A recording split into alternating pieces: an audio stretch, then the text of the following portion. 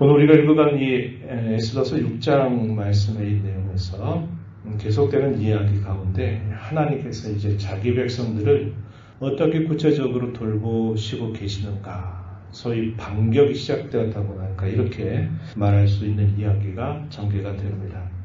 어제 우리가 읽었던 말씀에서 에스더는 잔치를 베풀어서 그 잔치 자리에 왕의 다음 자리로 높은 지위를 가진 하만을 그 잔치 자리에 초대하게 됩니다. 왕이 에스더를 향해서 내가 원하는 것이 무엇이든지 내가 다 들어주겠다. 나라의 절반이라도 원한다면 내가 주겠다라고 이렇게 말하지만 에스더는 침착합니다. 이제 모든 걸 다 말하겠다 이렇게 생각하지 않고 잔치 자리를 한 번 더 베풀 테니 내일 다시 그 잔치 자리에 오시면 제가 왕께 말씀을 드리겠습니다. 이렇게 답변을 하지요. 하만은 그 잔치 자리가 무척이나 즐거웠습니다.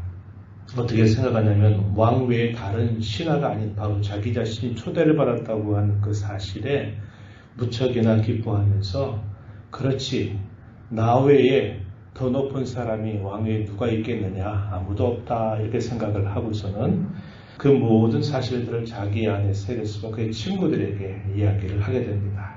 그런 과정에서 대궐문 바깥으로 나올 때 이 모르드게는 여전히 예전과 동일하게 자신을 향해서 엎드려서 경배하는 일을 하지 않습니다. 그래서 그의 아내와 친구들의 조언을 따라서 나무로 장대를 높이 세워가지고 그 장대 위에다가 모르드게를 매달아야 되겠다 이런 생각을 하고서는 그 높은 나무를 하나 준비하게 됩니다.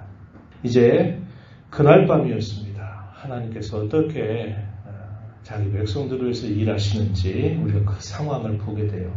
밤이 깊어가는데 이 아하수에르 왕이 잠이 오지 않습니다. 잠이 오지 않다 보니까 역대의 일기를 좀 가져와서 신하에게 읽어달라라고 이야기를 하게 됩니다.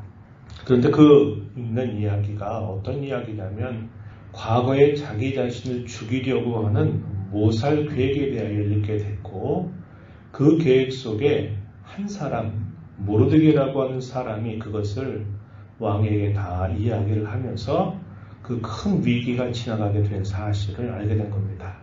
아하수에르 왕이 신하에게 묻습니다. 이 모르드게라는 사람에게 어떤 그에 대한 보상이 있었느냐라고 묻습니다. 그랬더니 아무런 보상이 없었습니다. 이렇게 답변을 하게 됩니다. 왕의 마음속에 어떤 생각이 드느냐, 이 사람을 이렇게 그냥 지나가는 것은 옳지 않다 이런 생각을 하고서는 이 사람에게 어떤 보상을 줘야 되겠다, 이 사람을 존귀하게 해주어야 되겠다라는 생각을 하게 됩니다. 그리고서 이제 그의 신하이던 하만을 불렀어요. 하만을 불러서 그에게 어떻게 말하냐면 6절 상반절에 보면은 이렇게 왕이 하만에게 말합니다. 왕이 존귀하게 하기를 원하는 사람에게 어떻게 하면 좋겠느냐, 이러한 물음을 던집니다. 하만은 어떤 생각을 했냐면 왕이 존귀하게 하기를 원하는 사람, 그 사람이 나 외에 아무도 없다라는 생각을 분명하게 가지고 있었습니다. 때마침 그 뜰에다가 자기가 높이 세운 그 나무를 생각하면서 이제 내가 왕에게 저 모르드게라고 하는 저 나쁜 사람을 나무에 매달아서 처형해야 되겠다 이런 생각을 가지고 왕에게 이야기를 하고자 했던 겁니다. 하만은 자기 자신을 두고 하는 말인 줄 알고 뭐라고 대답을 하냐면요, 8절 문 가서 보시기 바랍니다. 8절, 9절 이어진 말씀에 이렇게 대답을 합니다.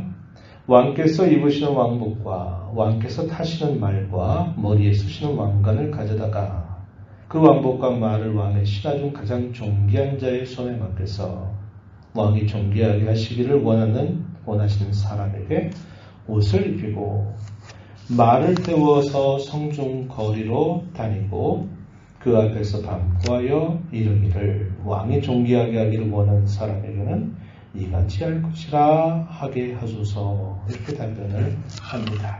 존귀하게 하기를 원하는 사람, 그리고 아주 높은 지위에 있는 신하를 불러 세워서 왕이 입는 왕복, 그리고 그가 머리에 쓰는 왕관, 그것을 씌우고 나서 말을 태워서 성중에 다니면서 왕이 존귀하게 하기를 원하는 사람은 이와 같이 할 것이다 라고 소리를 외치면서 반포하라, 이렇게 왕에게 답변을 한 겁니다. 자기 자신을 그렇게 해주기를 기대하는 마음을 가지고 했던 것이었습니다.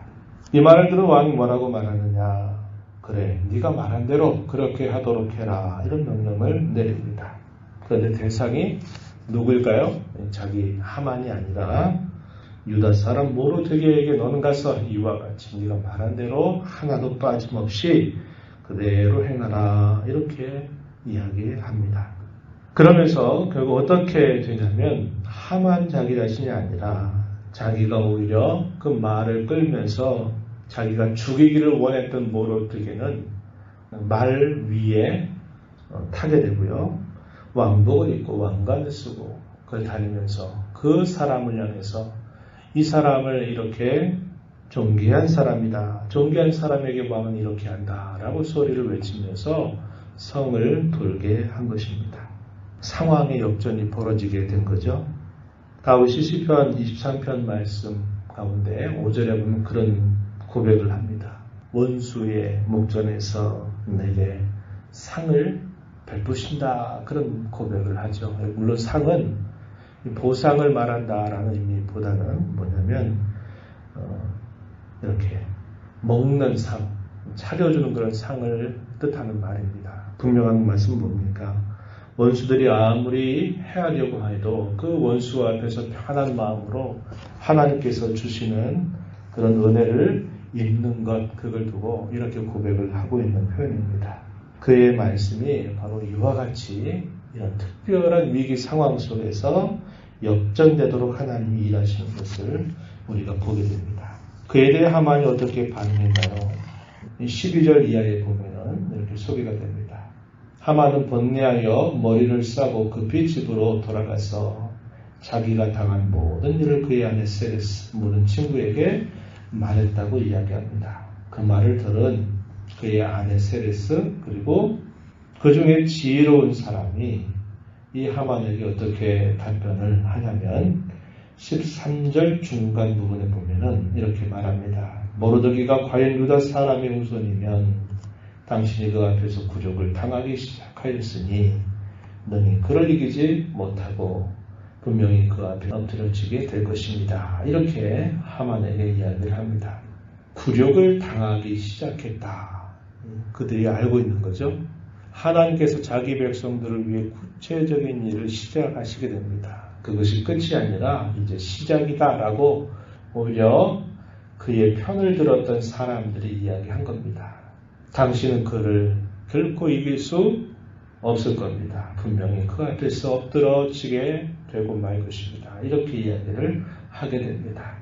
그 말이 끝나기가 무섭게 어떤 상황이 계속 펼쳐지냐면 왕의 내시들이 하만에게 찾아와서 에스더가 잔치 자리를 배설했으니 빨리 잔치 자리로 와달라, 이러한 말을 받게 됩니다. 그리고 이제 7장에 가면 에스더가 베푼 두 번째 잔치 자리가 펼쳐지게 돼요. 그 자리에서 어떤 일이 벌어지게 되냐면 더 큰 반격이 결국 이 하만에게 나타나게 되는 것을 우리가 확인하게 됩니다. 이러한 일들이 어떻게 시작이 됐을까요? 참 우연히 그렇게 된 일처럼 보이죠. 왜 하필이면 왕이 그날따라 잠이 오지 않았습니까? 왜 하필이면 잠이 오지 않았었던 그때에 궁중일기를 읽어달라고 명령을 내렸을까요? 그 많은 궁중일기 가운데 하필이면 어떤 이야기를 읽었을까요? 모르드게가 자신을 암살하려고 하는 대적자들로부터 자신을 지켜주었던 사실, 그것을 읽게 된 겁니다. 우연을 거듭하고 있는 일이 아닙니다.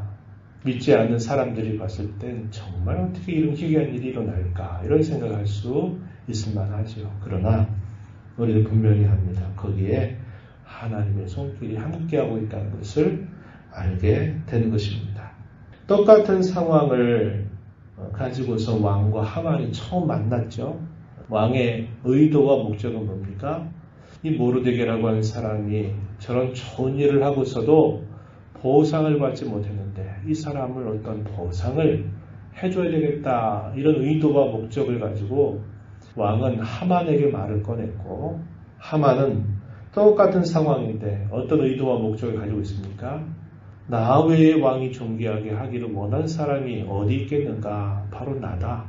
나에게 왕이 이렇게 큰 보상을 내려주겠다고 하니 나는 이렇게 보상을 받아야 되겠다, 이렇게 생각을 하고 왕에게 말을 건네게 된 겁니다. 근데 벌어진 상황은 정반대의 상황이 펼쳐지게 되었던 것을 우리가 확인하죠. 하나님은 일과 사건을 주장하시는 분이다.